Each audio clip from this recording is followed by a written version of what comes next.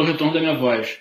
Então, a ideia dessa... Nós começando agora a gravar, e a ideia da gente fazer essa gravação, na verdade, a gente fazer uma sequência de apresentações online, aproveitando agora essa ferramenta interessante que a gente tem disponível, para que cada um vá podendo falar a respeito do seu trabalho. Quer dizer, a gente tem esse projeto grande que tem, acho que da ordem de umas 30 pessoas envolvidas, e nem sempre dá para todo mundo ficar sincronizado sobre o que cada um está fazendo. Então, ao usar essa ferramenta e essa possibilidade de gravar para que as pessoas possam saber o que está rolando, inclusive nossos sponsors, né? A gente tem gente aí dos ministérios da defesa, do planejamento, trabalhando também com a gente. E aproveitar para atuar também na produção de conhecimento, né? Algumas reuniões são mais reuniões de trabalho, como a reunião que a gente teve na semana passada. E essa reunião de hoje, na verdade, vai ser muito mais uma apresentação em que a gente vai aproveitar a expertise aí, o conhecimento do Alan nesse tema aí do Stuxnet, para deixar um material para quem quiser consultar depois e aprender mais a respeito, né? Dado que a gente está num projeto muito voltado para a área de defesa cibernética, esse Stuxnet acaba sendo quase que um paradigma para o setor, né? Que envolve técnicas de ataque, aspectos diplomáticos, né? Então, passo a bola aí para o Alan para falar um pouquinho sobre o assunto. E, bom, bola contigo, cara. Obrigado aí. E muito obrigado pela disponibilidade do Alan para enriquecer aí o projeto falando a respeito desse tema, que é bem importante. Alan, obrigado, bola contigo. Bom, Rafael, em primeiro lugar aí, eu que agradeço pela apresentação e pela oportunidade de participar desse projeto aí com todos. Tá conseguindo me ouvir? Que eu habilitei meu microfone agora aqui. Vocês estão conseguindo ouvir? Tá. Deixa eu então voltar aqui para a tela. Bom, essa apresentação eu vou falar sobre o Stuxnet e o que foi, o que representa essa arma no contexto da guerra cibernética. Então eu também vou falar um pouco de alguns casos, alguns eventos aí de guerra cibernética. Por favor, fiquem à vontade durante a minha fala para interromper e perguntar, se quiserem. Tá? E ao final também eu vou deixar aberto para perguntas, mas se quiserem interromper ao longo, por mim não tem problema. Tá bom?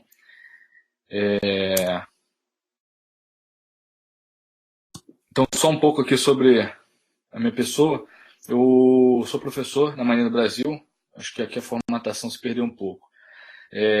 Na Marinha eu ministro as disciplinas de controle de sistemas, guerra eletrônica e sistemas de comunicações. Fui oficial de Marinha durante 7 anos e aí nessa época eu trabalhei mais com sistemas de armas e sistemas de comunicação. Atualmente eu sou aluno de doutorado do Programa de Pós-Graduação em Informática da UFRJ, onde eu faço pesquisa voltada para a segurança de sistemas de controle e automação. Então, só para vocês entenderem mais ou menos o que eu tenho feito e por que eu me interesso pelo Stuxnet, e que serve para mim bastante como motivação até para a minha pesquisa que eu tenho realizado no doutorado. Então, os objetivos dessa apresentação, primeiro é apresentar o malware Stuxnet, situar o ataque no contexto da guerra cibernética. Então, não é o primeiro caso de guerra cibernética, mas como o Rafa falou, é um paradigma pela complexidade e pelo tipo de sistema que ele atacou, tá? Mas para a gente poder entender não só ele, mas o que ele representa no contexto da guerra cibernética, eu vou falar um pouco de outros casos. E também proporcionar uma visão geral sobre como foi realizado esse ataque e, como eu falei, o que ele representa no contexto da segurança de sistemas físicos cibernéticos. Então, a apresentação ela vai seguir esses tópicos. Primeiro eu vou falar sobre a guerra cibernética, citando alguns casos. Depois eu vou falar bem brevemente, só para uma questão de overview, sobre sistemas de controle em rede. E em seguida eu falo sobre o Stuxnet, apresento alguns detalhes sobre como o ataque foi elaborado e desvendado e alguns comentários finais em seguida. Então, primeiro, sobre a guerra cibernética, vou começar citando um caso, que é o caso da Estônia.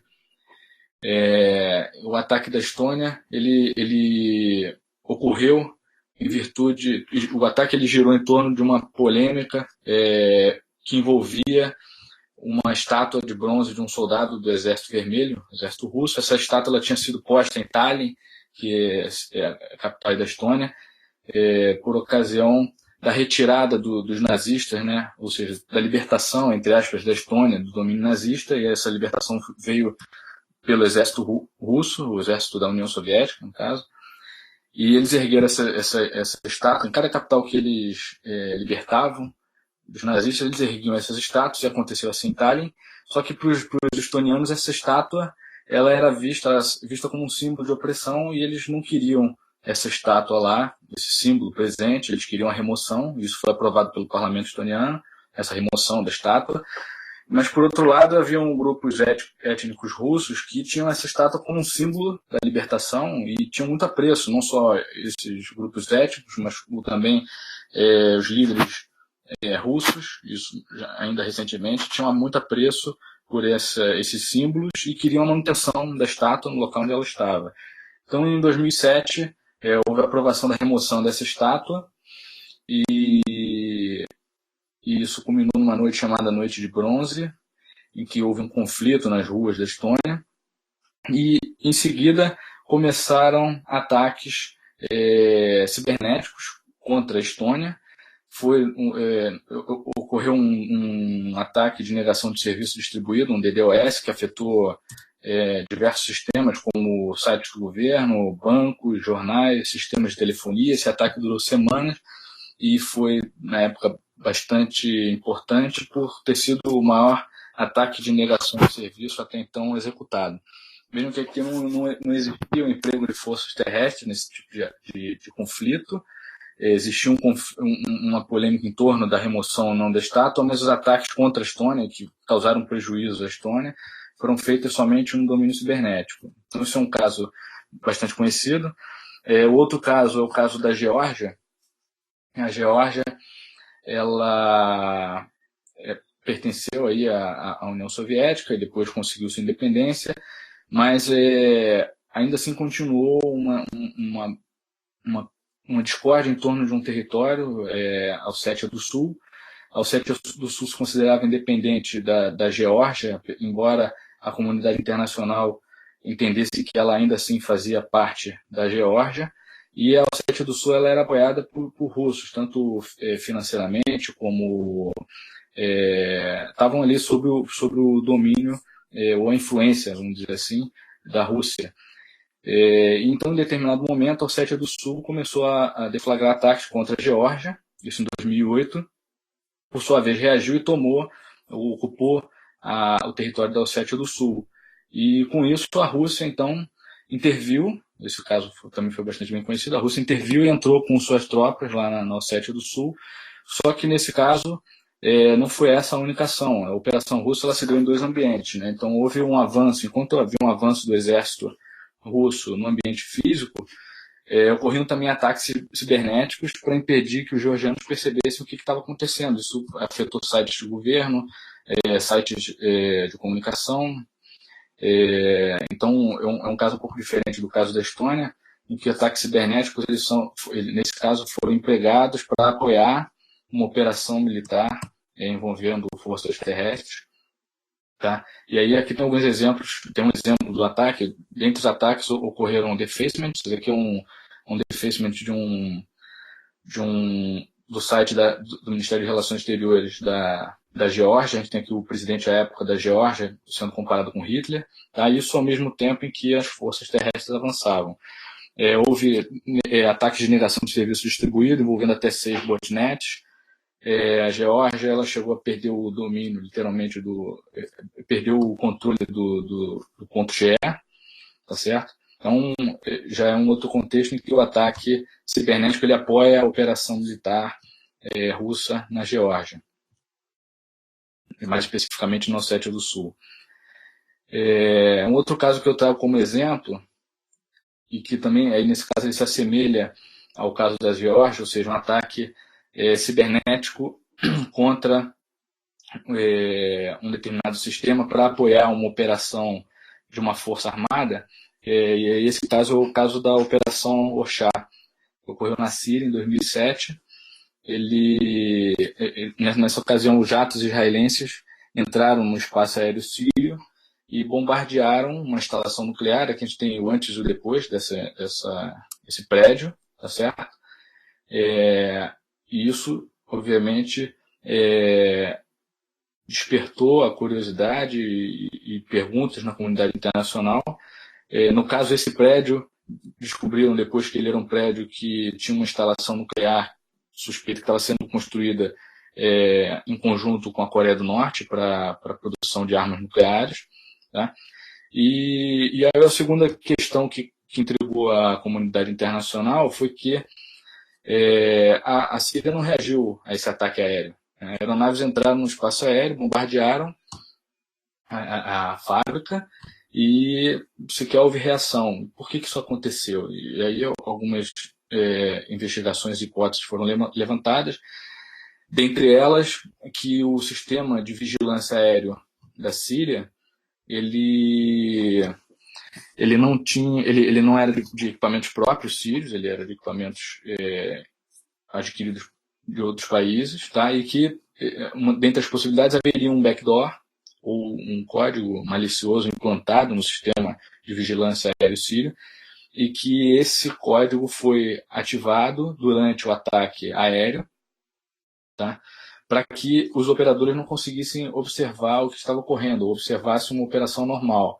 A gente sabe que o radar é um sensor, e por sua vez, como sensor, ele é uma porta aberta, tentando captar informações do ambiente, e a gente sabe que por técnicas de guerra eletrônica é possível manipular sinais eletromagnéticos que, por sua vez, são salvos em uma memória de um computador que processa aquelas informações para apresentar ao usuário, e dependendo do padrão de sinal que é injetado via antena radar, é possível ativar eventualmente um código malicioso que constantemente observa o que se passa nessa memória, que teoricamente deveria só mostrar o que acontece no ambiente. Então, isso é uma das possibilidades levantadas. Isso, inclusive, é apresentado nessa revista E3A Spectrum. Isso é uma parte de uma reportagem que tem lá, onde eles falam sobre hardware Trojan.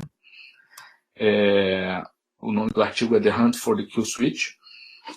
E aí eles citam que microprocessadores do radar sírio podem ter sido propositalmente fabricados com um backdoor escondido, e aí ao enviar um código pré-programado para esses chips, um oponente desconhecido conseguiu bloquear temporariamente o radar, ou eventualmente reproduzir um cenário previamente gravado de uma operação normal.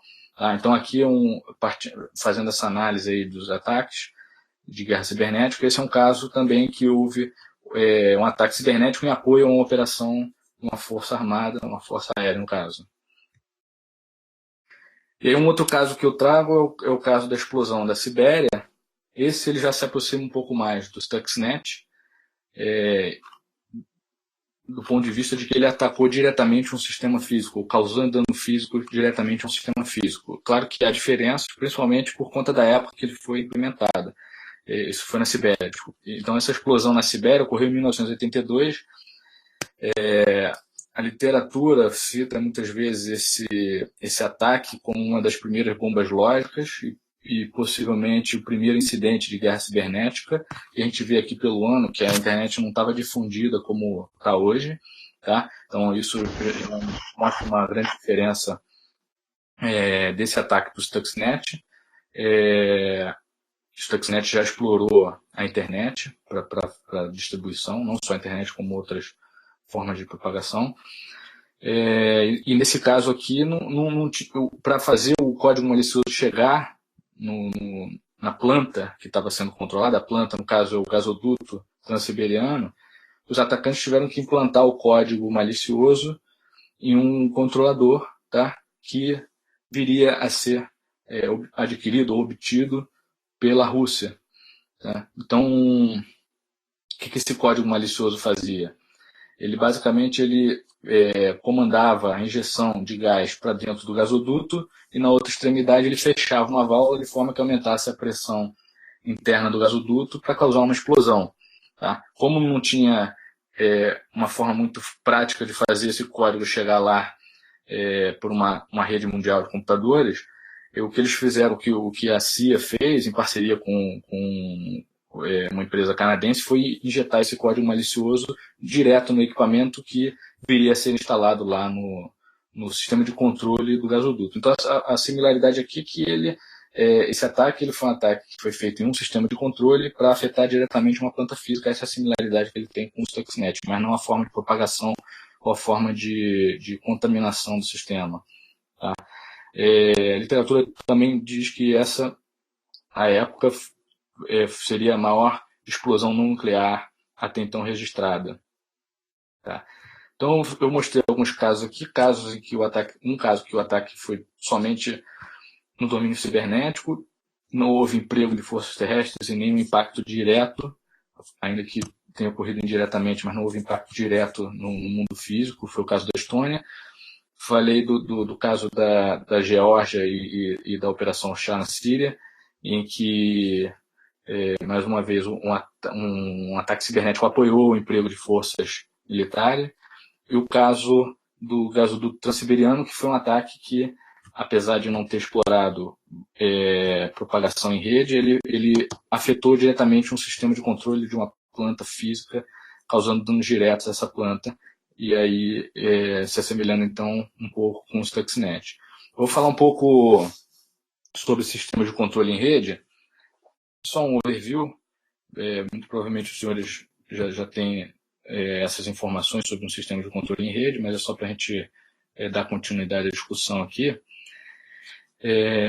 Então, um sistema de controle em rede, basicamente, um sistema de controle, né, basicamente, ele é um controlador que ele controla uma planta física. Tá? Aqui eu tenho como exemplo, aqui são centrífugas de enriquecimento de urânio.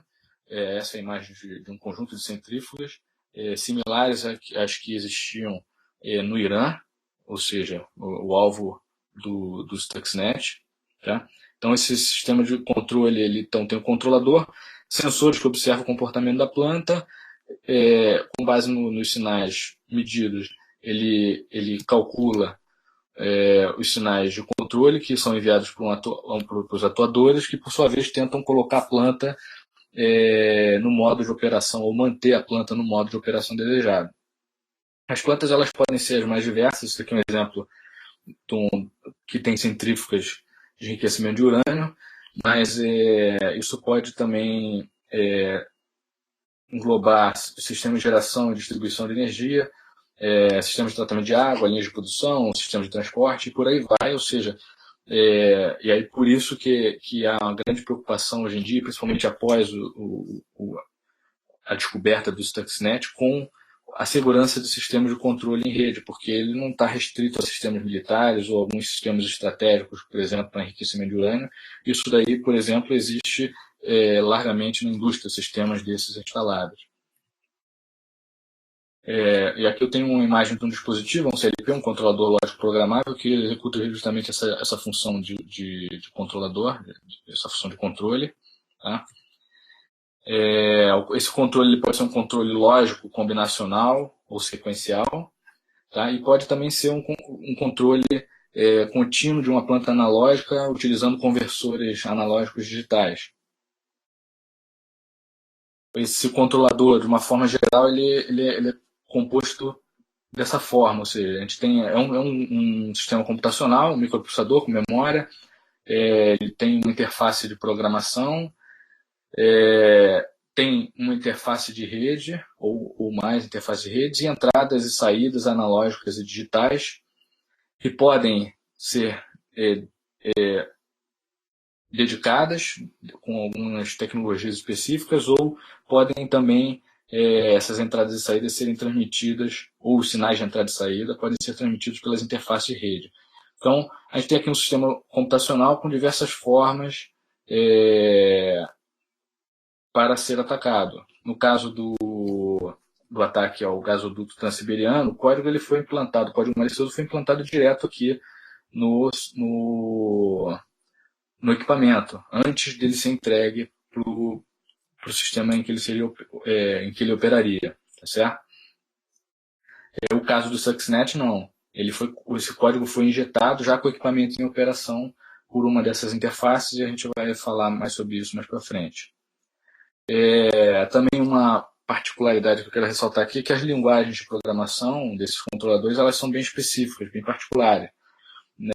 Não são as mesmas linguagens que se utilizam normalmente nos sistemas de tecnologia de informação e comunicações. Então, a gente tem aqui só dois exemplos, uma linguagem ladder, um programa em linguagem ladder, que é uma linguagem gráfica, ou utilizando Statement List, STL, que se assemelha mais ao Assembly, tá certo? E isso daqui, essa característica, no início, quando começaram os trabalhos para tentar desvendar o que era o Stuxnet, isso foi uma dificuldade, porque esse tipo de programação não fazia parte do que normalmente o pessoal que investiga vírus e worms costumava lidar. Tá? O sistema de controle em rede, atualmente, ele segue mais ou menos esse padrão aqui, essa pirâmide, ou seja, a gente tem aqui em um nível mais baixo os dispositivos de campo, com sensores e atuadores.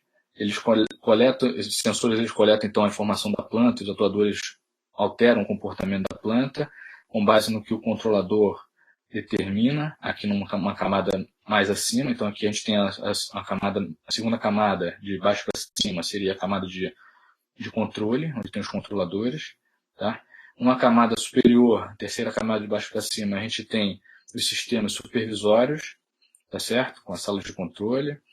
Isso tudo com uma comunicação em rede entre cada uma dessas camadas. E daqui para cima, numa quarta camada, a gente tem a camada da empresa, esse enterprise level aqui, que por sua vez tem conexão muitas vezes com a internet ou com sistemas sem fio. Então a gente vê que existe hoje, diferente do que aconteceu no caso lá do gasoduto transiberiano, existe hoje um caminho físico que leva muitas vezes usuários na internet, que pode levar usuários na internet até o nível mais baixo aqui, que é o nível da planta. Tá? Então hoje existe essa conectividade. O Stuxnet ele atacou um sistema que ele não tinha essa conectividade direta com a internet, ou seja, o atacante ele teve que adotar mecanismos de ataque que vencessem um air gap, ou seja, essa separação física entre a rede mundial de computadores ou outras redes e a rede de controle onde estavam as centrífugas iranianas. Aqui é só uma tela, só para mostrar, uma tela típica de um sistema supervisório que opera aqui nessa camada, onde o operador ele consegue observar todo o processo e comandar também parte desse processo por essa interface gráfica. Então, por conta dessa conectividade que existe hoje em muitos sistemas industriais, existe então uma preocupação com a segurança desses sistemas de SCADA. SCADA é Supervisory Control and Data Acquisition. Tá? Então, por conta disso, existem algumas recomendações de arquitetura. Eu cito aqui essa publicação do NIST, 800-82, revisão 2. Essa publicação ele diz que a arquitetura mais segura seria você isolar totalmente a rede de controle da rede corporativa, vamos dizer assim. Né? Mas nem sempre isso é possível ou desejável. Muitas vezes as empresas precisam dessa conectividade, então, nesse caso, alguns cuidados têm que ser tomados. Aqui é uma arquitetura que eles colocam nessa publicação, uma arquitetura mais simples, em que a rede corporativa conectada à internet ela é separada da rede de controle através de firewalls e uma DMZ. Tá? E aqui já um outro exemplo mais complexo, com defesas em camadas, que envolvem diversos firewalls e DMZs e mecanismos de segurança, certo? Então, depois desse overview sobre sistemas de controle, e mais especificamente sistemas de controle em rede, eu vou entrar então no Stuxnet, falar um pouco do Stuxnet. Alguém tem alguma pergunta até o momento sobre o que eu falei? Alguma observação que queira fazer?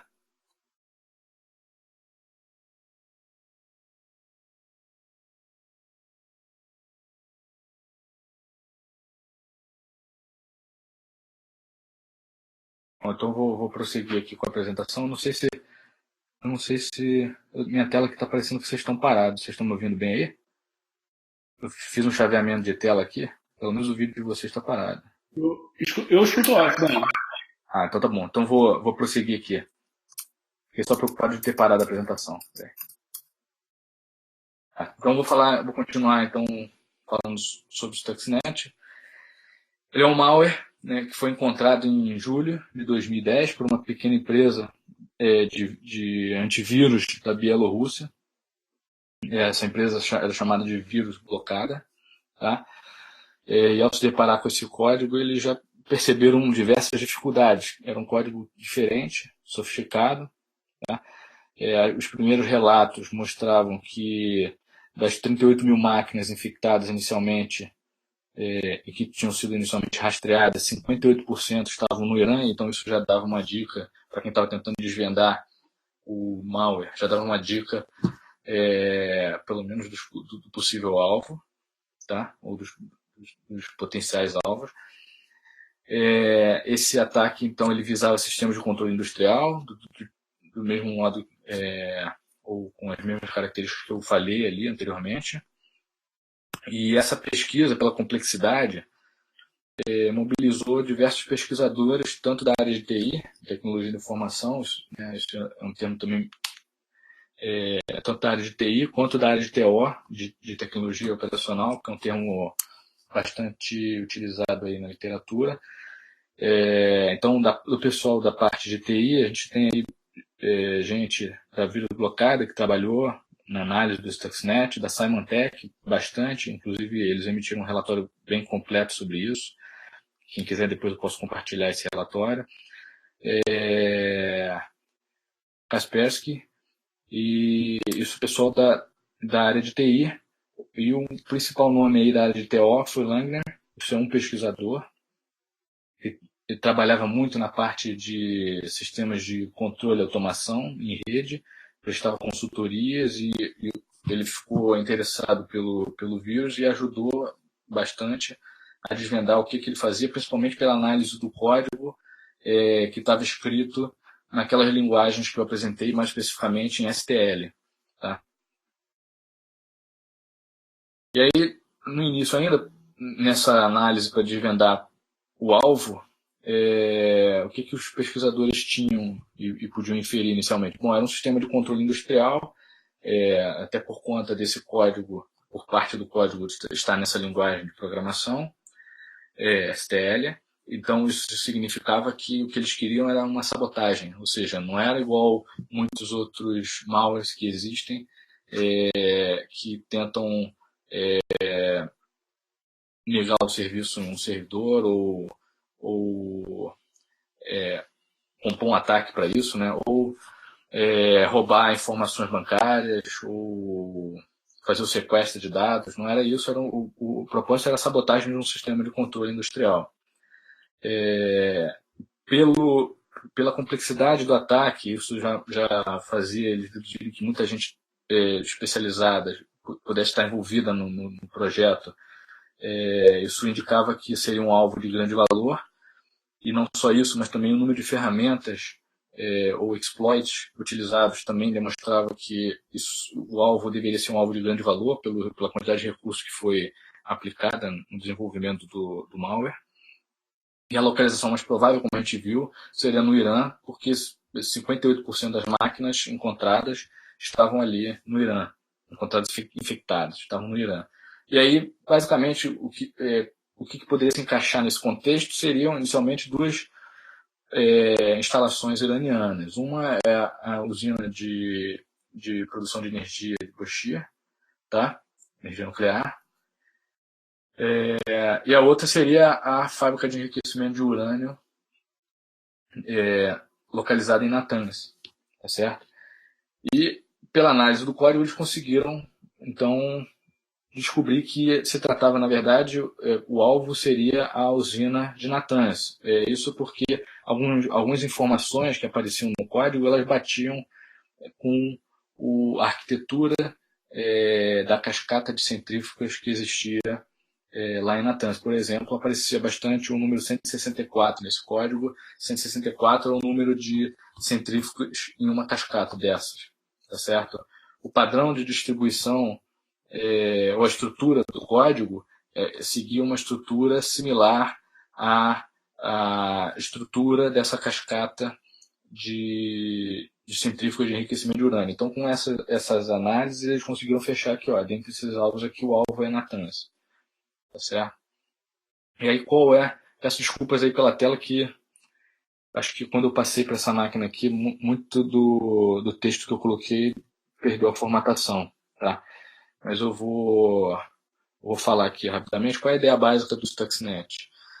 A ideia dele seria, em primeiro lugar, infectar uma máquina Windows, um PC Windows, que seria utilizado para fazer a programação de um controlador lógico programável, tá?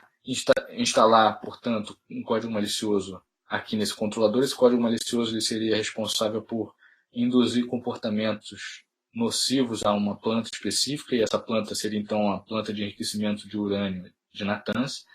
E aí o objetivo final do Stuxnet não era um denial of service, era denial of nukes, ou seja, a negação de armas nucleares para o Irã. O nome Stuxnet, ele... Alguma coisa que está acontecendo aqui na hora que eu passo, que as imagens somem. Mas, então, o nome Stuxnet ele é um nome atribuído pela Microsoft a partir da combinação do nome de dois arquivos que tinham no código, no malware, o .stub e o mrxnet.sys, tá? E aí, para a gente entender como é que a ideia dessa apresentação é passar como é que foi feita a arquitetura desse malware, o que daqui pode ser generalizado para outros ataques, tá certo? Alguns dados eu vou passar mais específicos sobre as vulnerabilidades, mas alguns outros dados também podem ser obtidos e eu vou compartilhar depois para quem se interessar, né, nesse relatório que eu falei da Symantec, que é bem completo, bem técnico, tá certo? Mas para a gente entender um pouco essa ideia básica, entender como isso pode ser generalizado para outros ataques, eu vou utilizar essa analogia aqui que alguns livros utilizam, algumas publicações também, que é a analogia com um míssil, ou seja, essa arma digital, o Stuxnet, ele era composto de duas partes, vamos dizer assim. Uma parte que era a parte míssil, a parte que fazia a transmissão do payload. O que seria o payload? Seriam as ogivas digitais, tá? Então, a gente tem a parte como se fosse a parte de navegação do míssil, seria o malware, né? Seria o código que faria as ogivas chegarem ao seu destino. E as ogivas digitais seriam justamente aquela parte do código que faria com que o sistema de enriquecimento de urânio funcionasse de forma inapropriada, tá certo? Então, qual seria o alvo dessa parte míssil, ou dessa parte de navegação? O alvo era justamente a máquina Windows do operador ou do programador do CLP, tá? Então, essa parte míssil tinha que chegar, fazer as ogivas digitais chegarem até aqui. Uma vez chegando no sistema com uma determinada assinatura específica, ela liberava essas ogivas digitais, e eram duas ogivas digitais, existiam dois tipos de ogivas digitais, a 417 e 415, que eram, então, por sua vez, instaladas aqui no controlador. Tá? E aí seguia aquela sequência. O controlador, então, ele afetava o funcionamento das centrífugas e com o objetivo de negar armas nucleares ao Irã. Essa parte míssil, ou seja, essa parte da propagação do míssil, da arma, ela utilizava três formas de propagação, tá? Então, a primeira forma seria infectando mídias removíveis, e aí o Stuxnet ele fazia uso de um zero-day exploit de uma vulnerabilidade de arquivos .lnk. São arquivos que são lidos automaticamente quando o pendrive é conectado, são arquivos justamente de links ou de ícones para os arquivos que são salvos no pendrive. Tinha também a forma de propagação pela rede local, por redes locais. E aí utilizava então um 0D de uma função spooler de impressão, tá? Para comunicação peer-to-peer. Outra forma de propagação seria infectando arquivos de projeto do Step 7. O Step 7 é um sistema da Siemens que era utilizado na usina de Natanz, tá? E esse sistema ele tem os arquivos de configuração dos CLPs. Então, infectando esses arquivos do Step 7, um usuário que se conectasse a esse sistema, ele poderia ser infectado com código e, por sua vez, também transmitir isso para o CLP ao tentar fazer a programação dele com um código malicioso, certo? Então, esse tipo de propagação, essa forma de propagação utilizava usuários e senhas que já estavam embutidos no código Step 7. A Siemens tinha deixado esse usuário e senha embutidos lá, alegando que seria para facilitar uma eventual manutenção do sistema ou suporte ao sistema, tá certo? E aí, utilizando esse usuário e senha do Step 7, o Stuxnet se instalava em um servidor WinCC SQL, tá? Esse servidor WinCC também é proprietário da Siemens. Então, o Stuxnet, isso são as formas de propagação, mas para fazer isso ele utilizava um conjunto de ferramentas, que totalizavam 8 ferramentas. 4 dessas ferramentas quatro desses exploits eram 0Ds, ou seja, exploravam vulnerabilidades que não tinham sido que tinham sido descobertas pelo atacante, mas que não tinham sido divulgadas ou identificadas pelos proprietários ou desenvolvedores do sistema, ou seja, não tinha um patch, não tinha uma correção para essas vulnerabilidades, tá? E 4 outras vulnerabilidades não 0D, ou seja, eram vulnerabilidades que já eram conhecidas e já tinham correção para isso.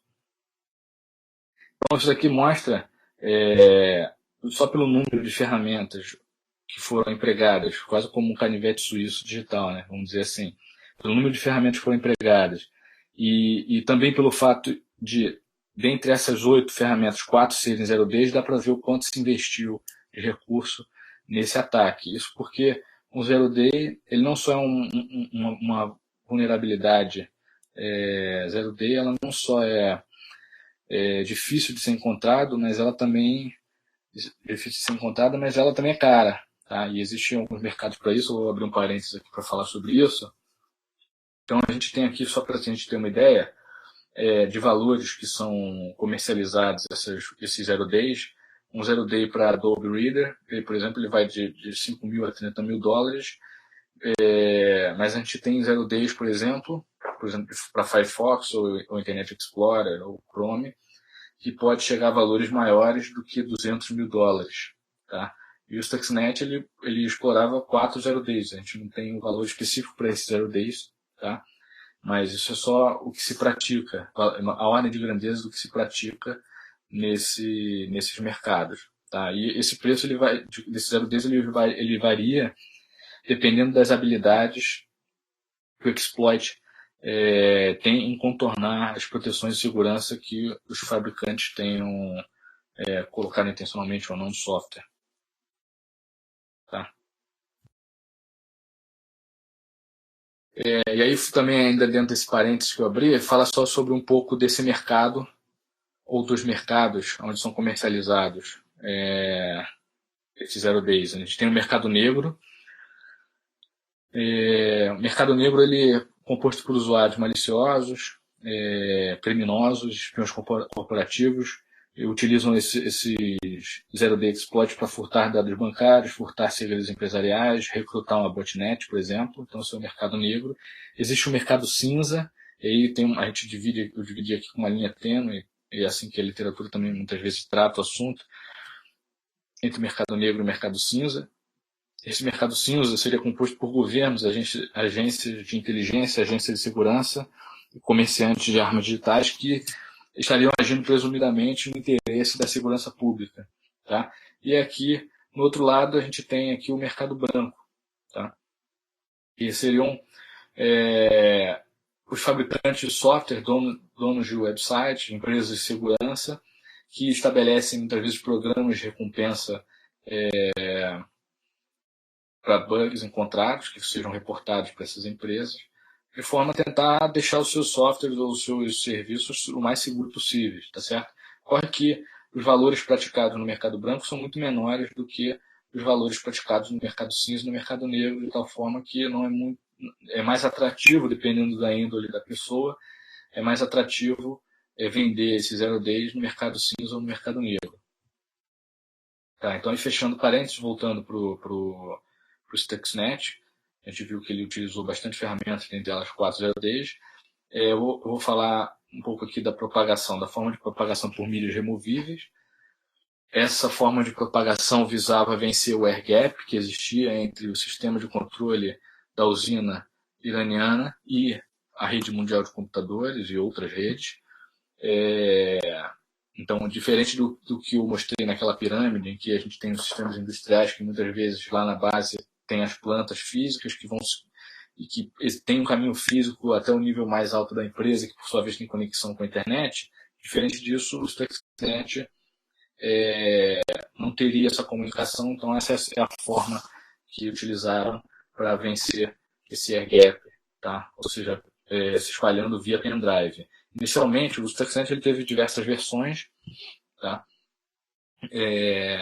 Nas primeiras versões, o ataque utilizava um exploit da função autorun do Windows, tá? Só que essa função, ela não é, do ponto de vista do atacante, não é a mais esperta, uma vez que muitos administradores de redes e de sistemas costumam desabilitar a função autorun no Windows, o que torna esse tipo de forma de propagação ineficaz. Então, só as versões iniciais do Stuxnet exploravam isso, e isso então depois passou para um outro tipo de exploit, como eu falei, o exploit e era um zero day de arquivos .lnk, tá?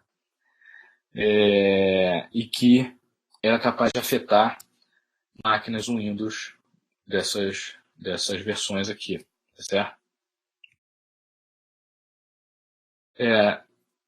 Então aí essa é aquela primeira forma de propagação. A segunda pela rede local, ou seja, chegando na rede local, em uma rede local, o Stuxnet ele explorava uma vulnerabilidade zero day da função de spooler de impressão, tá? E usava isso para se espalhar entre máquinas que compartilhavam uma determinada impressora, tá? E também fazia atualizações peer-to-peer, ou seja, o Stuxnet ele teve diversas versões e os atacantes se preocuparam também de criar um mecanismo de atualização das versões que estariam distribuídas. Então, e aí nesse caso eles utilizavam essa comunicação, utilizavam também essa comunicação peer-to-peer na rede, tá? E aí nesse caso ele instalava um servidor de compartilhamento e um cliente em cada máquina infectada para poder fazer a troca de atualizações. Tá? E a terceira forma, discutindo um pouco mais aqui, seria infectando arquivos de projeto do Step 7 da Siemens. Então, o Stuxnet ele se instalava em um servidor de banco de dados, um ICC, SQL, utilizando credenciais, como eu falei anteriormente, conhecidas. Então, eram credenciais, usuários e senha, que estavam já embutidos pela Siemens no código Step 7. Tá? E aí, portanto, ele infectava a máquina de qualquer programador que acessasse esse banco de dados, tá? E fazia cópias nos arquivos de projeto. O Step 7, quais seriam esses arquivos de projeto? São os arquivos que carregavam as configurações que seriam feitas nos CLPs. Então, são as formas de propagação. Tá?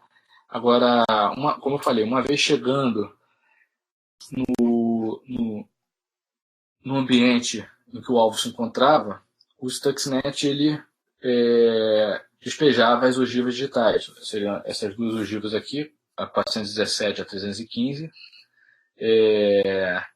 E aí, a gente pode dizer assim, felizmente, os atacantes se preocuparam em buscar uma assinatura bem segura, bem fechada do sistema-alvo, para que o Stuxnet não atacasse outros sistemas, ou seja, para que não houvesse um efeito colateral em outros sistemas de controle industrial instalados ao redor do mundo, como uma plataforma de petróleo, ou um sistema de controle de um meio de transporte, por exemplo, de um trem.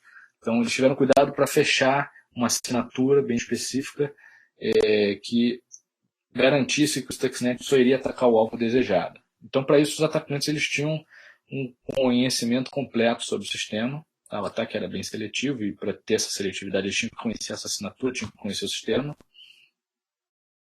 E a ação dos payloads ela ocorria, então, somente se o sistema atacado contivesse o Step 7 da Siemens ou o ICC, estivesse conectado a SLPs Siemens S7-315 e S7-417, esses eram os modelos dos controladores da Siemens, que seriam atacados, tá certo? E isso deu o nome das duas ogivas. Então, a ogiva 417 atacava o CLP modelo S7-417, a ogiva 315 atacava o CLP modelo 315. Tá? Além disso, o Stuxnet verificava a numeração do cartão Profibus que estaria instalado no sistema, e ele deve ter essa numeração específica aqui. E o Profibus ID dos dispositivos que estavam conectados. Então, o Profibus é um protocolo de comunicação industrial, tá? Utilizado em redes industriais, e os dispositivos que são conectados a essa rede, eles têm um ID. Esse ID é atribuído de acordo com o modelo do equipamento de cada fabricante. Então, esse número aqui, 95.000 em hexadecimal, era o ID de um conversor de frequência finlandês. Eu vou dizer por que esse conversor. Tá? Esse outro aqui, o 7050, era o ID de um conversor iraniano. O que esse conversor fazia na planta de enriquecimento de urânio?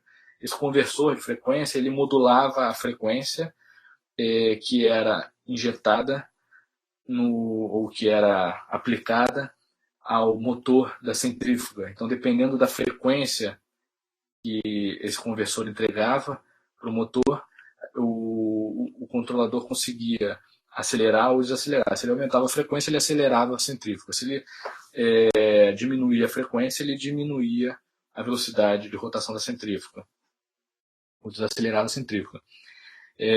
Então, inicialmente, esse modelo, essas centrífugas iranianas, na verdade, elas foram feitas com base em um modelo paquistanês. Tá?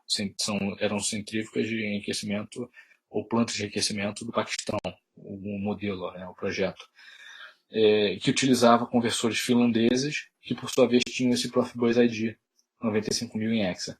E depois eles identificaram que os iranianos já tinham fabricação própria para conversores de frequência, e esses conversores iranianos utilizavam esse outro Profibus ID, portanto o Stuxnet passou a contemplar os dois números, os dois IDs de Profibus, para conseguir chegar a uma assinatura bem segura para deflagrar o ataque. Esses dois códigos aqui, só para a gente também ver a complexidade, né? O desenvolvimento da parte de propagação do malware, ou a parte inicial do malware, ela foi feita por uma equipe. O desenvolvimento das ogivas digitais foi feita por outras equipes, tá certo? Diferentes. E essa diferença na programação dos códigos foi identificada pelo pessoal que desvendou o Stuxnet. Então, isso mostra que havia uma organização atrás disso, com equipes diferentes fazendo a programação do Stuxnet. E aí, como é que agiam então essas ogivas digitais? Tá? Então, a ogiva menor, ela tinha aproximadamente 4.000 linhas de código. Ela tinha como alvo o CLP 315. O que ela fazia era aumentar e diminuir a frequência dos conversores de frequência que modulavam a velocidade de rotação da centrífuga. Então, ao aumentar essas centrífugas, elas têm uma velocidade nominal, tá? Que ficava em torno de 1064 Hz, a frequência não de rotação, mas a frequência do conversor que era aplicada à centrífuga. Tá? Então, ao aumentar a velocidade de rotação além dessa velocidade nominal, o que acontecia com as centrífugas é que elas entravam em um regime de vibração e que destruía elas ou aumentava a taxa de falhas. Tá? Então, em parte do ataque, eles aumentavam a velocidade de rotação por um tempo curto. Em outra parte do ataque, eles diminuíam a velocidade de rotação, diminuíam a frequência, portanto, a velocidade de rotação, para reduzir a eficiência do processo de enriquecimento de urânio. Então, eles faziam as duas coisas. Destruíam aos poucos a centrífuga e também diminuíam a eficiência do processo.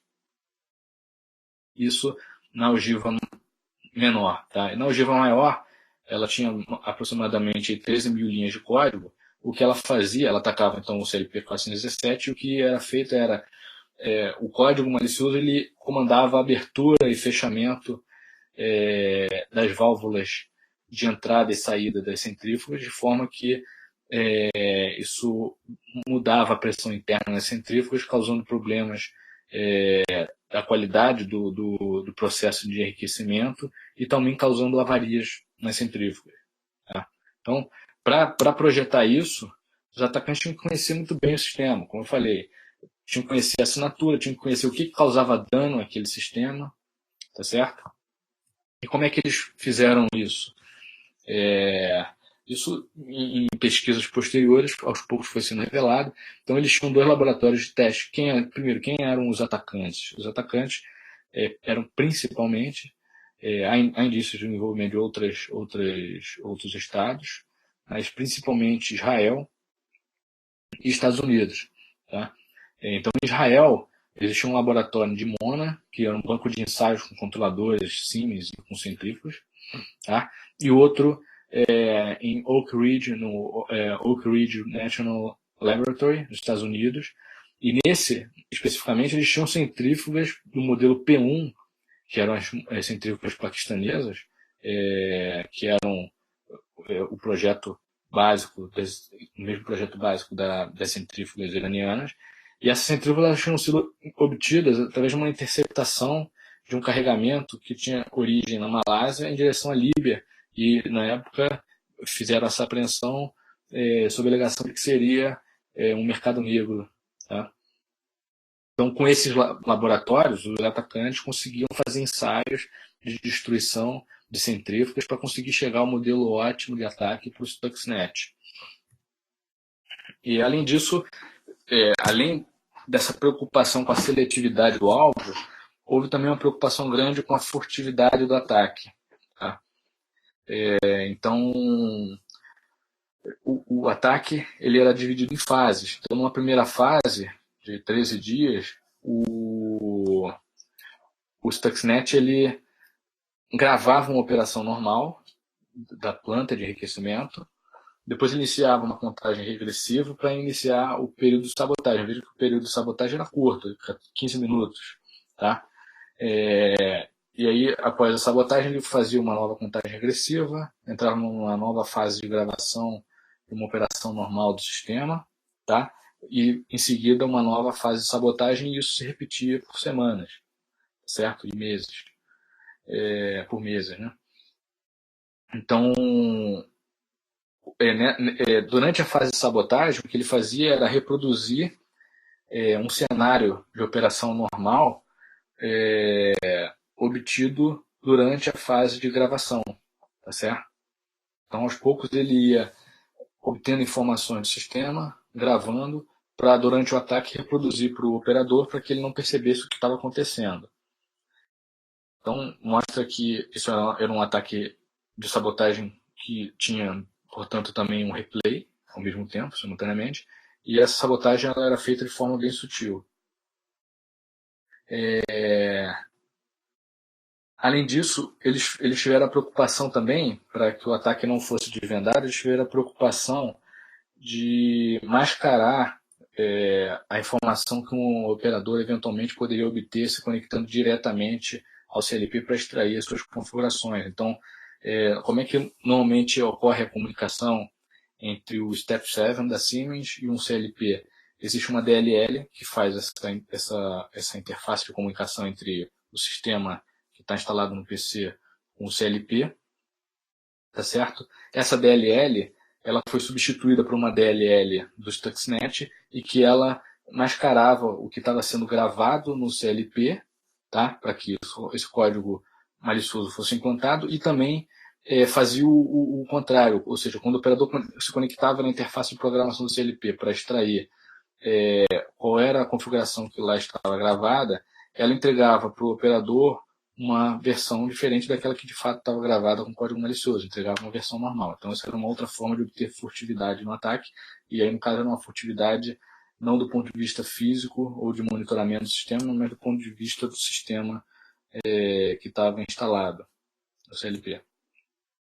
Então,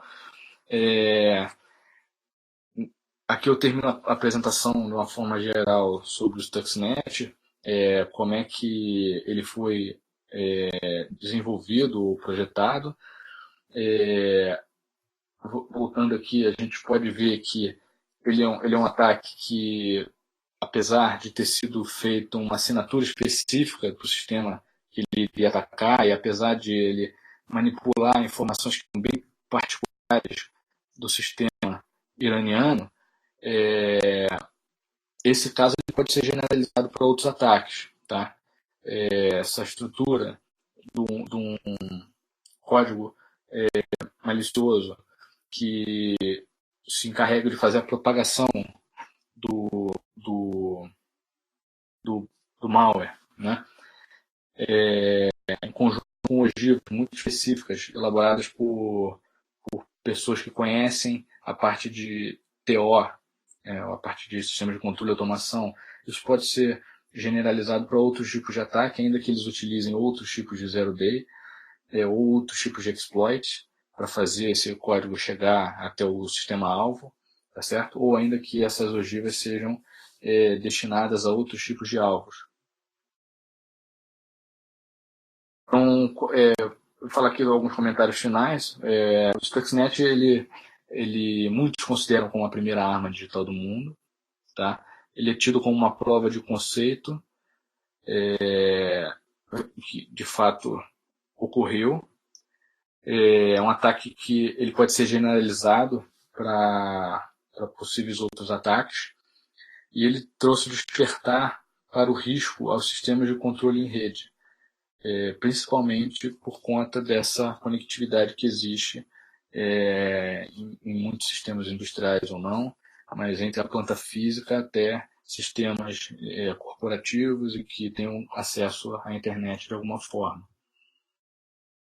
O Stuxnet ele cumpriu a sua missão, apesar de ter sido descoberto. Ele causou danos e atrasou o programa nuclear iraniano, sem a necessidade do emprego de uma força física militar, ou seja, não foi necessário lançar uma bomba em Natanz, não foi necessário enviar nenhum agente especial para implantar algum tipo de explosivo em Natanz, ou nenhuma invasão de tropas, mas ele foi feito puramente digital e conseguiu impactar fisicamente o sistema-alvo, tá certo?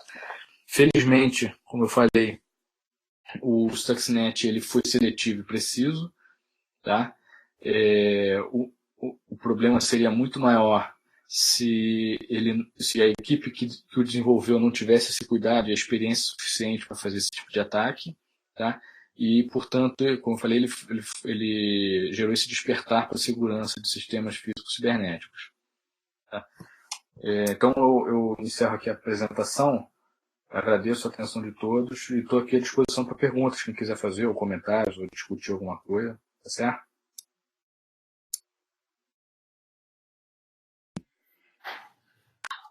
Valeu, Alan. Muito obrigado pela brilhante apresentação, como sempre.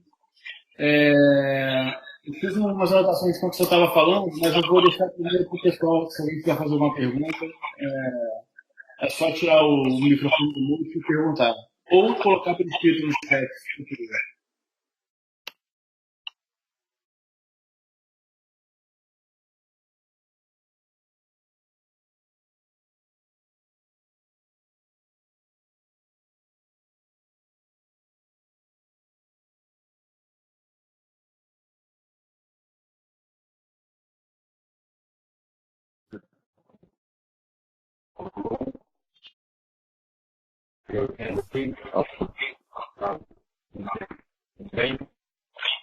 Eu não estou conseguindo ouvir direito, acho que está com algum problema aqui na. Tá muito entrecortada a comunicação. Deixa eu fazer. Sempre bota o microfone no mute. Ah, beleza. Deixa eu só desabilitar aqui.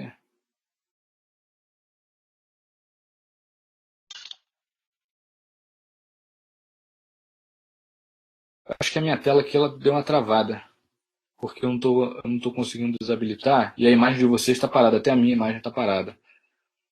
Deixa eu ver aqui.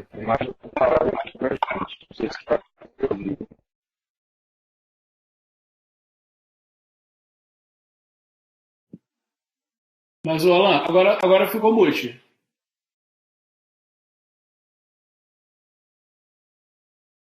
Voltou, né? Voltou.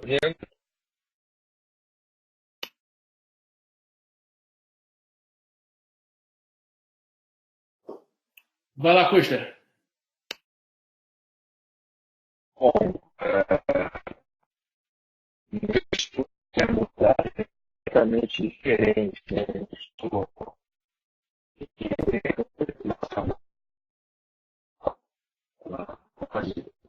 Desde 1996, e o meu estudo nessa área do sistema de segurança, ou seja, como que os diversos atores interagem entre si, e elas infraestruturas críticas, uma review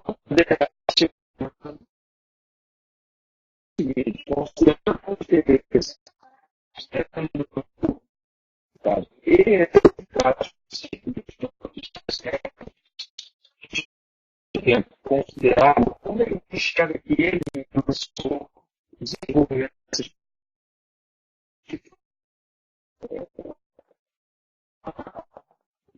políticas do governo e do governo que estabelecesse uma cadeia para uma série de infraestruturas lá desse e como é que tu acha que isso impacta os outros países? Isso muito bom. Custer, tá bem ruim o áudio. Tenta desabilitar a câmera e refazer a pergunta. Não sei se pode ser isso. Desculpa, Custer, mas eu não consegui entender nada. Tá muito picotando. Eu acho que pode ser isso mesmo, de repente liberar a banda aí, desabilitando a câmera.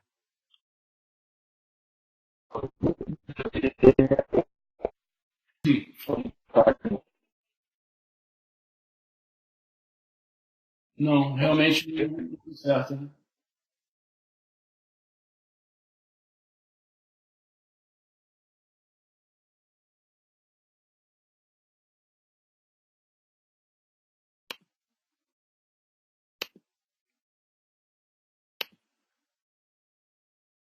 Custer,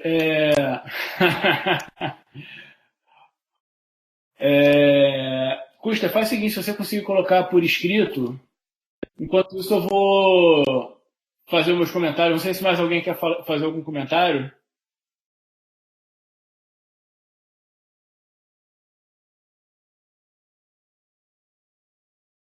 O Rodolfo tá metendo pau aqui na ferramenta dela. É, cara, tem alguns comentários, Alan, que eu mais ou menos acho que você falou, mas eu achei legal enfatizar enquanto o Custer vai escrevendo aí a pergunta. Primeiro, assim, depois você acabou falando, né? Mas é bom enfatizar aqui. Tem muitas vezes essa impressão de que você está protegido pelo AirGap, ou seja, pelo fato de você não estar conectado a outras redes, mas que isso é uma situação meio idealizada, né? No final das contas, tá bom, tem o AirGap, mas você sempre precisa de atualizar. Você, na verdade, tem uma cadeia de produção das ferramentas do software que viabilizam a inserção de vulnerabilidades, de backdoors. Uma outra questão, na verdade são as duas seguintes que eu falei da agressividade da propagação. Tem muita coisa que a gente, na verdade, escuta meio extraoficial, né? Então, assim, das coisas que eu fui lendo de pesquisar na internet, de assistir a pequenos palestras, documentários, é que a agressividade desse processo de propagação aconteceu por uma ação muito mais forte dos israelenses, né, da Mossad, talvez até porque eles estivessem mais desesperados com os caras ali do lado desenvolvendo potencialmente uma bomba atômica, uma arma nuclear, né? Enquanto o que eu ouvi falar é que até o próprio pessoal da NSA ficou meio chateado com a forma com que o Stuxnet acabou tomando, né? Porque a princípio essa propagação noise, né, barulhenta, não era para acontecer. Quer dizer, isso foi descoberto porque em algum momento você começou a usar mecanismos muito agressivos de propagação. E aí, encadeando para esse conceito de furtividade que você descreveu muito bem, né? Quer dizer, eles tinham inicialmente, aparentemente tinha essa furtividade na propagação, mas que seria mais lento, né? Então talvez por isso que em algum momento tentou ser mais agressivo na propagação, o que levou à detecção do malware. Na própria identificação do alvo, né, diz que nos experimentos que eles fizeram lá inicialmente, eles não conseguiam botar o malware para funcionar, né? E justamente porque ele ficava fazendo uma série de testes até saber, estou no lugar certo, posso começar a liberar meu payload, né? E na própria execução, né, como você descreveu, o que fazia parecer que não estava acontecendo um ataque de fato, tentando fazer parecer falhas. E último caso, e um último comentário também fazer um comentário sobre como essa postura de sigilo em relação ao Stuxnet, né? Até agora ninguém fala sobre ele oficialmente, é ruim porque dificulta a discussão sobre esse assunto.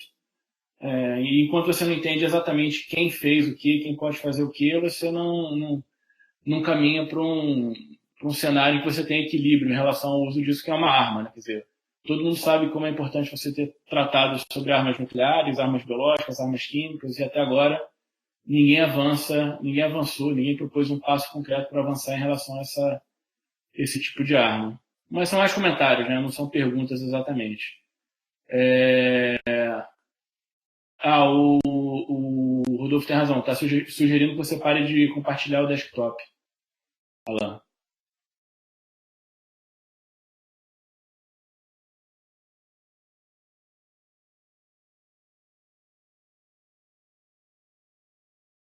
E o Custer botou a pergunta por escrito, mas talvez valha uma tentativa de fazer por áudio agora que o desktop não está compartilhado.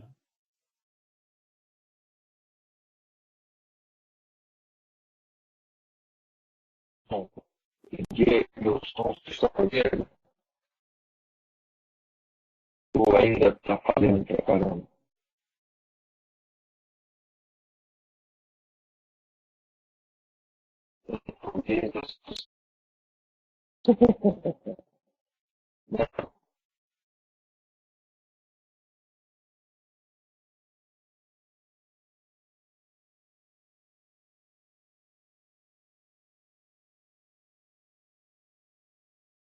Tá, eu sugiro então que o Alan responda com base no texto.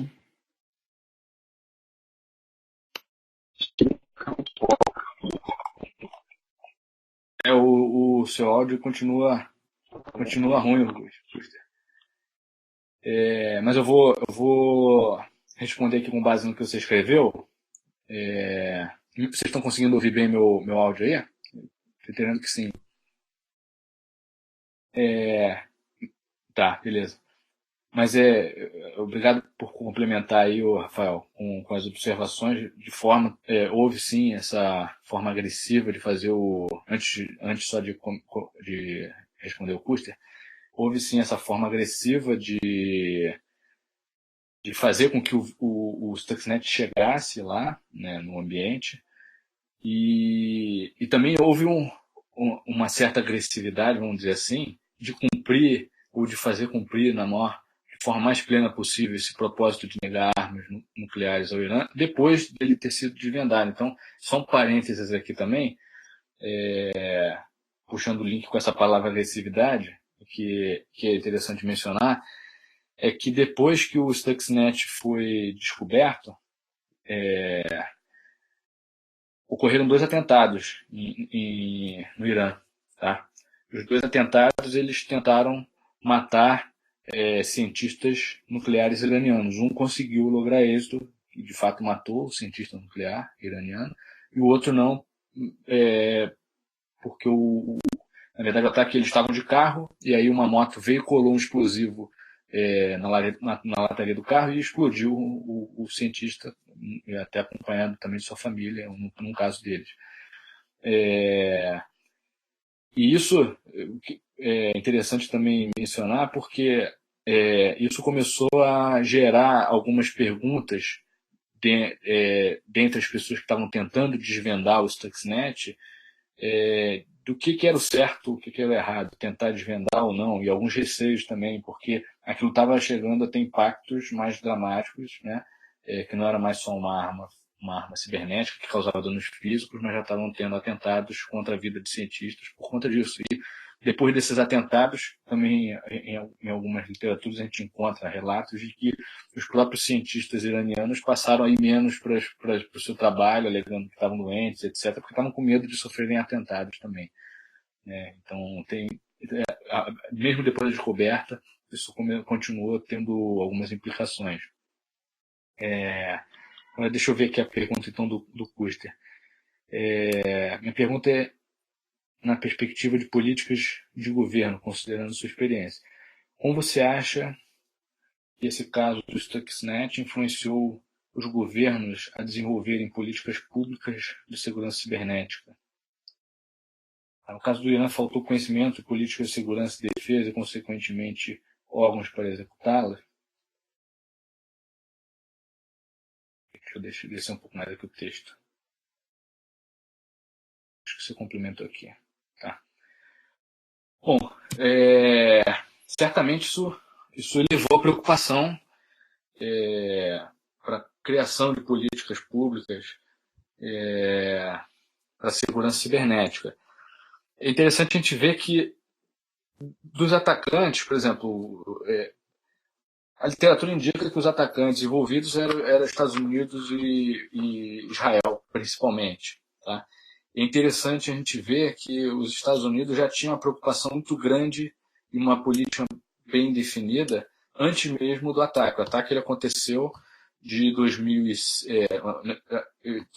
As informações indicam que ele começou a ser desenvolvido em 2005, ele foi descoberto em 2010. Tá? Mas antes disso, já havia uma estratégia nacional de segurança cibernética elaborada pelo DHS, que dava ênfase à segurança de infraestruturas críticas, ou seja, era uma preocupação que já existia dentre, por exemplo, os americanos, e especificamente no que diz respeito a políticas públicas, até porque eles já deviam ter em mente a execução desse tipo de ataque, até mesmo como atacante. Tá? E como eu falei, esse foi um caso emblemático que mesmo aqueles países que não se preocupavam muito com a questão da segurança cibernética passaram a se preocupar com isso. E aí eu também não cito só países, mas também empresas e o meio acadêmico passou a se preocupar um pouco mais com a questão da segurança cibernética. ainda assim eu acho que tem muita coisa a ser feita, principalmente para quem começa tardiamente, né? No meu ponto de vista, acho que ainda temos que caminhar bastante aqui em termos de políticas públicas no Brasil e até dentro da resposta para essa sua pergunta, nós aqui podemos colaborar com isso, né? Os grupos de pesquisa que estão se formando podem colaborar com isso, até na formação de políticas públicas e utilizando essa inspiração do Stuxnet que eu acabei de apresentar aqui, e que já é tido há muito tempo como uma prova de conceito de que isso é execuível, pode acontecer um ataque desse tipo e ele pode acontecer em sistemas mais diversos. E não necessariamente, aí também uma outra coisa que eu queria mencionar, não necessariamente o atacante precisa ter todos esses recursos e essas infraestruturas que os atacantes tinham no caso do Stuxnet. Ali eles tinham isso porque eles tinham preocupação, eles montaram toda essa infraestrutura com equipes, etc., porque eles tinham algumas preocupações que podem não ser comuns a todos os tipos de ataque. Por exemplo, a questão da seletividade. Eles tinham uma preocupação de que o ataque fosse seletivo, mas eventualmente um atacante utilizando ferramentas que estão disponíveis na internet e que não tenha maturidade ou preocupação, né, vamos dizer assim, de causar um ataque seletivo, ele pode simplesmente gerar um ataque com diversos efeitos colaterais que impactem não só naquele sistema que ele quer atacar. Então, dentro dessas, voltando um pouco e fazendo link aqui com essa questão de políticas públicas, os Estados Unidos faz parte das políticas públicas que eles têm, preparar a sociedade, principalmente os operadores de infraestrutura crítica, para lidar com ataques cibernéticos. E eles ministram cursos para isso, né? E num desses cursos que eles ministram, eles utilizam ferramentas que são ferramentas dessas online e conseguem implementar ataques somente com essas ferramentas que estão disponíveis online, tá certo? Então, um atacante com essas ferramentas em um sistema desprotegido, ele pode causar danos, ele não precisa ter um sistema tão sofisticado quanto o que tinham os atacantes do Stuxnet, mas ele pode impactar, e é por isso a gente precisa de políticas públicas, né, que preparem a sociedade. Não adianta a gente querer preparar só o Estado ou só as forças armadas, mas a gente precisa fazer com que a sociedade entenda as questões relativas à segurança cibernética, e aí isso deve ser feito através de políticas públicas, o que eu acho que, no nosso caso, a gente ainda tem bastante coisa a fazer aqui no Brasil.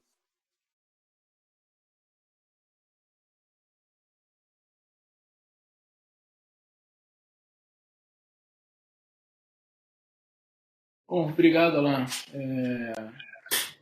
Não sei se mais alguém quer falar alguma coisa.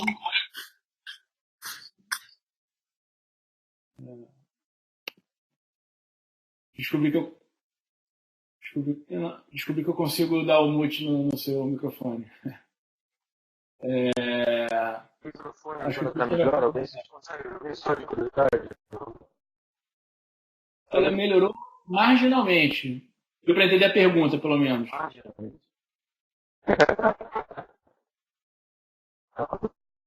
Mas, deixa eu só interromper aqui, roubar um pouquinho. Alan, você está conseguindo me ouvir? Agora?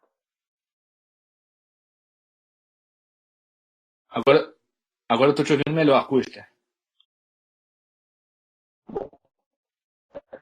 Bom, ela tem por fundo essa questão que você comentou, porque eu fico imaginando da seguinte maneira. Quando a gente fala de estrutura e regulamentação em atores considerados normais, se é a melhor palavra, mas, por exemplo, quando eu falo no setor da indústria, regulamentar isso, eu estou seguindo padrões comuns. Né? Você tem uma cadeia claramente definida de quem é o regulador, legisladores e quem são os cumpridores das regras. Ou seja, quem sabe a regra.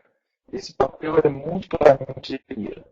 Quando a gente vai falar cibernético, né, voltou a ficar ruim o áudio? Foi mal. Então, talvez a gente tente depois um espaço, uma conversa mais direta, Eu estou conseguindo continuar o entender. debate da pergunta. Eu estou conseguindo entender 50% mais ou menos do que você diz. Eu também estou nessa. Eu entendi, Augusto, que você está falando, inclusive, sobre quando você implementa essas políticas públicas, você tem que entender quem são os atores, porque você acaba envolvendo setores privados. Dá para inferir alguma coisa sobre o que o Custer quer falar. E acho que eu posso até adiantar um assunto aqui, que em breve a gente vai ter um webinar também do Custer sobre o tema que ele está tocando na dissertação de mestrado dele, que tem justamente a ver com a questão de governança pública nesse setor de segurança cibernética. Quer dizer, como é que você identifica atores, papéis, responsabilidades, e como é que você faz isso de maneira sistemática ao ponto de você conseguir atribuir números a determinados parâmetros de governança. Ele fez a qualificação, o seminário dele, o primeiro seminário dele essa semana, na segunda-feira, e eu achei que foi muito bem apresentado. Eu sugeri, inclusive, que ele em breve faça um webinar também para falar para todo mundo sobre isso, de preferência com outro microfone. Desculpa.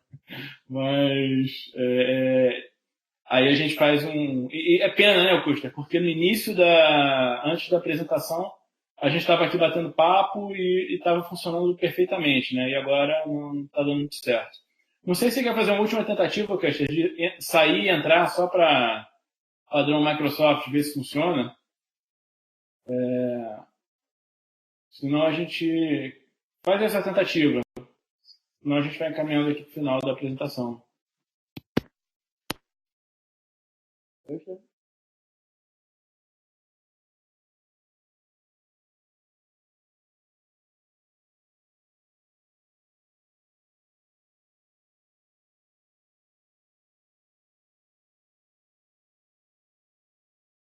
Eu acredito que pode ter alguma questão de até conectividade lá onde ele está. Bom, eu vou compartilhar de novo minha tela aqui. Ô, Rafael, Oi. posso só falar então um negócio rapidinho? Eu não sei se é mais ou menos o que o Custer queria dizer sobre essa questão de definição dos atores. Eu peguei parte só do que ele estava tentando falar.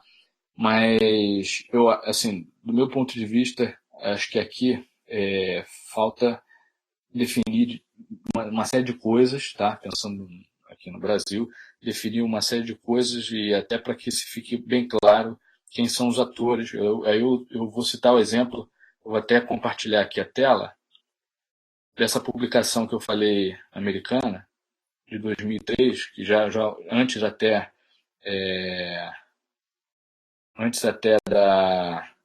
do Stuxnet.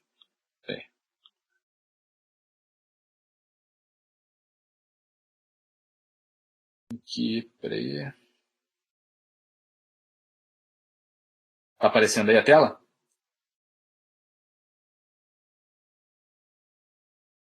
Beleza. Tá. Então, se a gente for ver, por exemplo, como é que a gente define aqui os setores de infraestrutura crítica, no meu ponto de vista é uma definição muito vaga, se a gente for buscar aí nas publicações brasileiras. Ele dá uma definição vaga que não discrimina especificamente quais são os setores. De uma forma diferente, e aí já em 2013, o DHS criou esse documento, que é o Estratégia para a Segurança do Ciberespaço, onde ele define especificamente quais são os setores de infraestruturas críticas que devem ser eles devem ter cuidado em termos de segurança cibernética, tá? Então, além de definir os setores de forma bem explícita, ele já nesse documento, que é o documento mestre, assim, vamos dizer assim, deles, eles já definem qual é a agência que é responsável por por tomar conta de setores, tá certo? De infraestruturas críticas e que deveriam, então, portanto, ter preocupação também com a questão da segurança cibernética nesses setores, tá? Então, essa definição de agente, eu acho que ainda não está muito clara aqui, o que eles devem fazer. Quer dizer, você tem que ter alguma coisa tem que ser feita em termos de política pública, você saber bem claramente quem vai fazer o que em cada setor, né? E para saber quem vai fazer o que em cada setor, a gente tem que saber quais são os setores em que a gente tem que ter cuidado. Coisa que eu, por exemplo, eu estou dando esse exemplo, é óbvio que somos um país diferente, cada país tem sua particularidade, a gente não tem que aderir plenamente ao que os outros países fazem, mas a definição é importante, isso que eu quero dizer, né? Até para que as políticas públicas sejam feitas pelos seus agentes em cada setor específico, tá certo?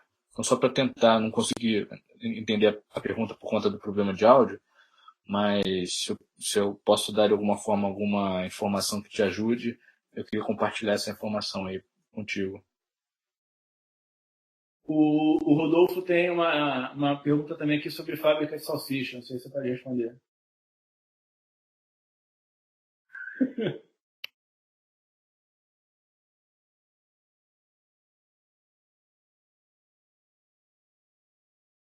Eu não sou profundo conhecedor de fábrica de salsicha, não.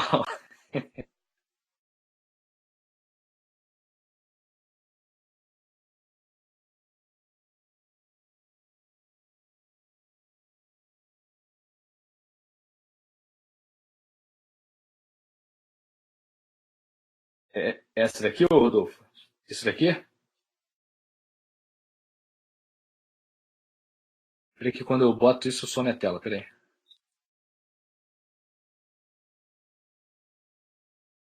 Tá, eu vou tentar botar no cantinho da minha tela aqui, peraí.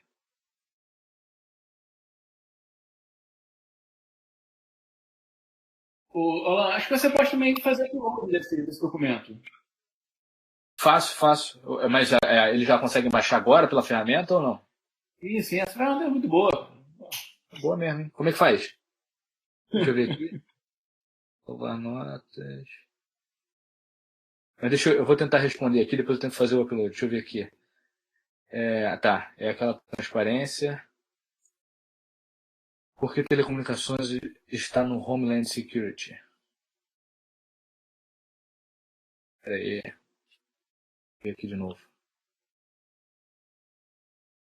Telecomunicações. Deixa eu achar aqui telecomunicações. Não sei dizer. Não sei dizer por que eles colocaram no Homeland Security.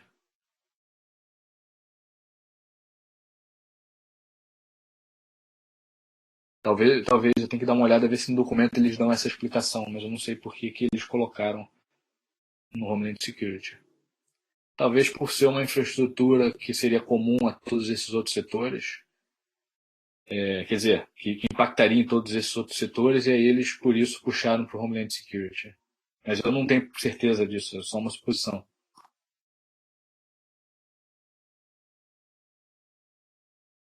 Eu acho que talvez esse telecommunications, não sei se teria como communication, não esquece.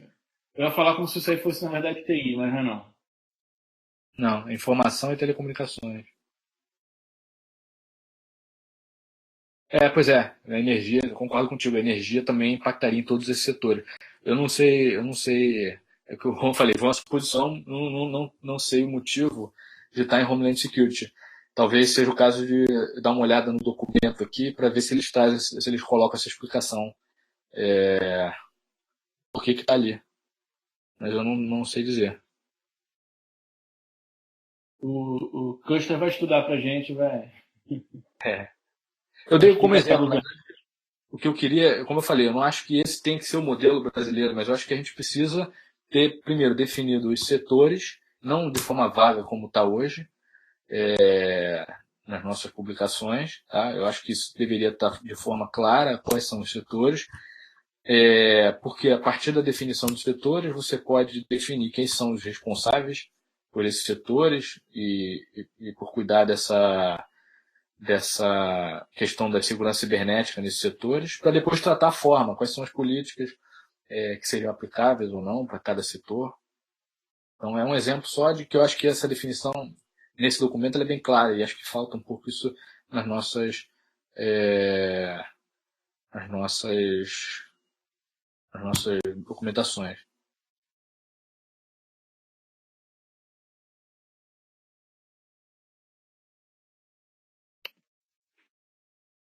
Bom, é isso, pessoal.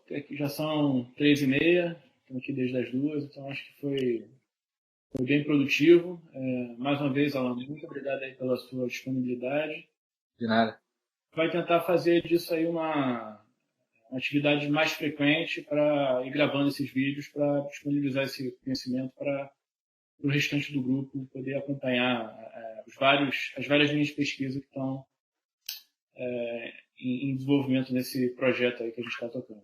Obrigado aí a presença também de todo mundo que assistiu, que participou, e um bom restinho aí de quinta-feira para todo mundo. Abraço. Tchau, tchau.